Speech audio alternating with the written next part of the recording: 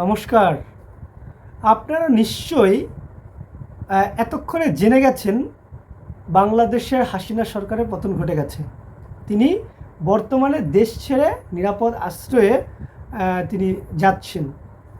আপনারা প্রত্যেকেই জেনে গেছেন তিনি ভারতবর্ষের গাজিয়াবাদ হয়ে তিনি লন্ডন যাবেন, এমনটাই কিন্তু খবর আমরা জানতে পেরেছি, সকলেই জানতে পেরেছি। তাহলে হাসিনা সরকারের পতনের সাথে সাথে পশ্চিমবঙ্গের কী সম্পর্ক বা ভারতবর্ষের কী সম্পর্ক? কারণ সেই সম্পর্কটার কথা, উদ্বেগের কথা কিন্তু রাজ্যের বিরোধী দলনেতা তিনি আজকে বলেছেন। মানে বিধানসভা থেকে বেরিয়ে সাংবাদিকদের প্রশ্নের উত্তরে কিন্তু তিনি বলেছেন একটা গুরুত্বপূর্ণ কথা। তিনি বলেছেন যে 1 কোটি শরণার্থী, বিশেষ করে হিন্দু শরণার্থী, মানে হিন্দুরাই শরণার্থী হয়ে আসবে বাংলাদেশ থেকে, তার মতে তো পশ্চিমবঙ্গে আসবে এবং তিনি মানসিকভাবে প্রস্তুত তাদের আশ্রয় দেওয়ার জন্য। আপনারা প্রস্তুত থাকুন। 1 কোটি শরণার্থী পশ্চিমবঙ্গে আসবে। বাংলাদেশে হিন্দু কতল চলছে। রংপুরের কাউন্সিলর, নগর পরিষদের হারাধন নায়ক, তাকে খুন করা হয়েছে। সিরাজগঞ্জে 13 জন পুলিশ খুন হয়েছে, থানার মধ্যে 9 জন হিন্দু। নোয়াখালীতে হিন্দু বাড়ি পোড়ানো হয়েছে। আমি পশ্চিমবঙ্গের মুখ্যমন্ত্রী রাজ্যপালকে বলবো অবিলম্বে ভারত সরকারের সঙ্গে কথা বলুন, কারণ সিএতে পরিষ্কার আছে ধর্মীয় উৎপীড়নের কারণে যদি কাউকে মার খেয়ে আসতে হয় আমাদের দেশ নেবে। এটা অলরেডি পার্লামেন্ট করেছে। আমি আপনাকে বলছি, এই পরিস্থিতি যদি 3 দিনের মধ্যে কন্ট্রোল না হয়, জামাতের হাতে, মৌলবাদীদের হাতে বাংলাদেশ যাচ্ছে। 1 কোটির বেশি হিন্দু শরণার্থীকে নেওয়ার জন্য সবাই মানসিক প্রস্তুতি নেন।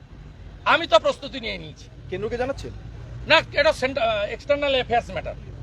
এটা রাজ্য সরকারকে, রাজ্যপালকে জানাতে হবে। আমি দরকার হলে লিখবো জয়শঙ্করজিকে, ডাইরেক্ট করতে পারি না। তো আমি পশ্চিমবাংলার হিন্দুদেরকে অনুরোধ করব, যার যেখানে জায়গা জমি যা আছে, আমাদের হিন্দু ভাইদের শরণার্থী হিসেবে রাখার জন্য আবার মানসিক প্রস্তুতি নেন। তিনি কেন বললেন এই ব্যাপারটা? মানে 1 কোটি শরণার্থী আসবে কেন পশ্চিমবঙ্গে, কেন বাংলাদেশ থেকে তাদের আসতে হবে, এই বিষয়টা বুঝবার জন্য আমাদের কিছু ভিডিও ক্লিপ দেখা দরকার। আমি এক্ষেত্রে 2টো ভিডিও ক্লিপ আপনাদের সামনে নিয়ে আসব এবং সেটা দেখলে আপনারা অবশ্যই বিষয়টা নিয়ে একেবারে পরিষ্কার হয়ে যাবেন। আপনাদের বিষয়টা জলের মতো পরিষ্কার। কারণ কেন রাজ্যের বিরোধী দলনেতা শুভেন্দু অধিকারী বললেন যে 1 কোটি শরণার্থীদের জায়গা দেওয়ার জন্য পশ্চিমবঙ্গে তৈরি হতে হবে, আমাদেরকে তৈরি হতে হবে, মানসিকভাবে প্রস্তুত হয়ে থাকতে হবে, কেন বললেন এটাকে একেবারে পরিষ্কার হয়ে যাবে। তো দেখুন সেই ভিডিও ক্লিপগুলো সামাজিক মাধ্যমে যেগুলো ছড়িয়েছে, সেটাই আমি আপনাদের সামনে এখানে প্রেজেন্ট করছি। আপনারা সবাই এগিয়ে আসুন। দেখেন আমাদের বামুনে পাল করাই সংখ্যালঘুদের উপর আক্রমণ করতেছে। আপনারা সবাই এগিয়ে আসুন। এটা বামুনে পাল করা গাবতলি বগুড়া। দেখেন সংখ্যালঘুদের কেমন আক্রমণ করতেছে। দেখেন আপনারা সবাই দোকান ভাঙছে, দোকান দেখেন সবাই ভাঙছে। দেখেন না অতি পড়ছে, দেখেন 8 ফুট মাটি দিয়ে সব দেখেন আমাদের ছাউল দিয়ে করেন বাড়ি ভাঙা দিছে। দেখেন আমাদের বাড়ি ঘরে আগুন লাগিয়ে দিয়েছে। দেখেন বারবার আমাদের থেকে কেন দেখেন লাঠি নিয়ে বাড়ি ঘর পুরো দিতে গরু নিয়ে দেখেন আমাদের বাড়ি ঘর লাগিয়ে দেয়।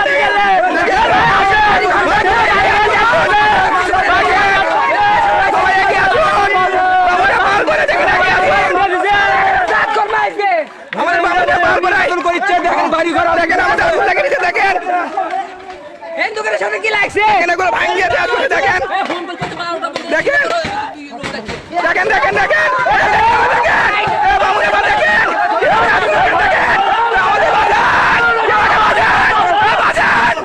সবাই বামুনে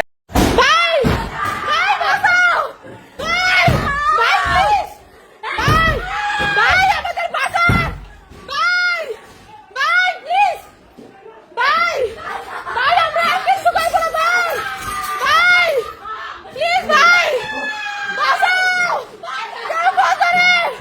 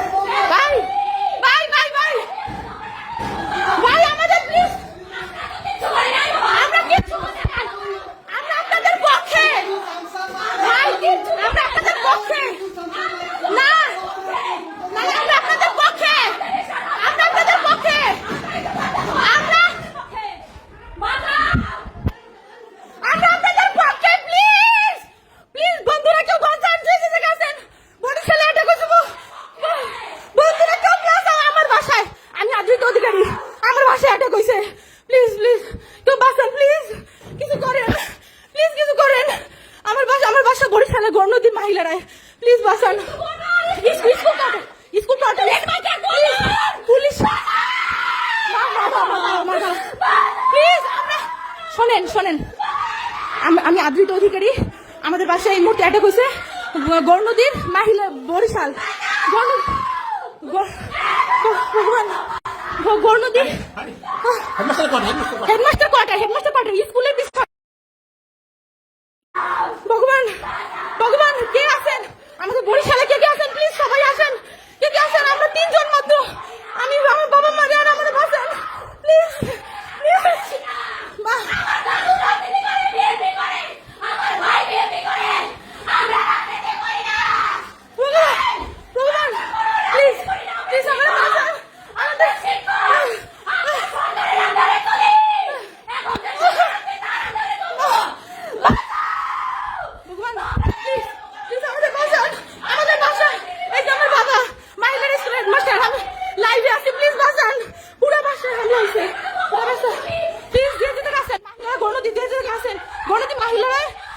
হাই স্কুলের পিছনে স্কুল কোয়ার্টার ভাই প্লিজ মা তুমি শান্ত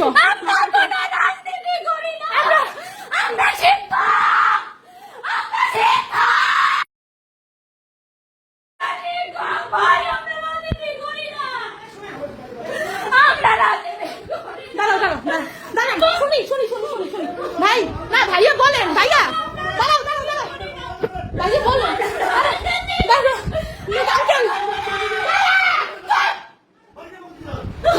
কি হয়েছে আমাদের সরাইছেন আসবো তোদের ভাই বেরো বাবা সরস আগে দাঁড়াও এটা দেখি নাই কেউ নাই দাঁড়াও বাবা নাই কেউ নাই বাবা তুমি দরজা খোলো ভগবান কেমনে খুলবো দরজা লক হয়ে গেছে খোলেন দরজা জোরে ধাক্কা দেন দরজা লক হয়ে গেছে আমাদের বাসা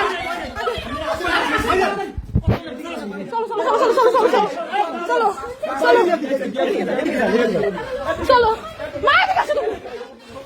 আস্তে বাবা আস্তে স্যান্ডেল তাড়াতাড়ি বাইরে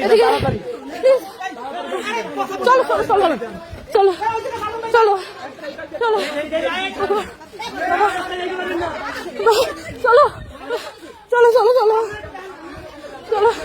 ভগবান